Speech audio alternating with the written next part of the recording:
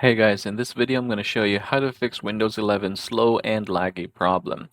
Now for us to get this done, what we're going to do is open Taskbar first. We're going to go ahead and open, or Task Manager rather, and we're going to go ahead and make this big. Head over to the startups, and here we're going to go ahead and do something. So as you can see in the status bar right here, or status column, there are a lot of these functions that are enabled. So basically when you open your PC, these are going to start.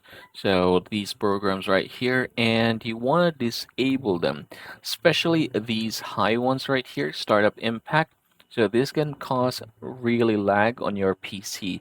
So go ahead and disable things that you don't need here. I found Microsoft products to actually kind of consume too much, so I usually disable them. So I'm gonna go ahead and do that right now.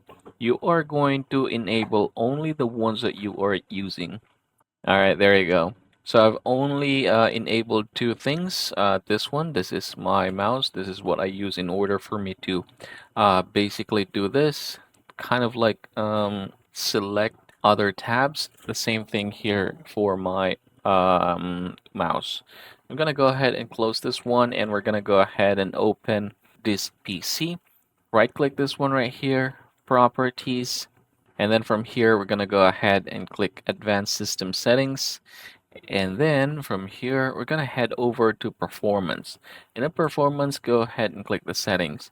Now, if your PC can't keep up with the demand that you are doing, go ahead and make sure to click this one, Adjust for Best Performance, hit Apply, and then hit OK. Now, one thing to notice though, the visuals is going to be a bit crappy, a bit bad, but that is going to compromise for better performance. In my case, my PC is capable, so I'm just going to go ahead and choose best performance, hit apply, and hit OK. And that, everybody, is how you are going to fix Windows 11 slow and laggy problem.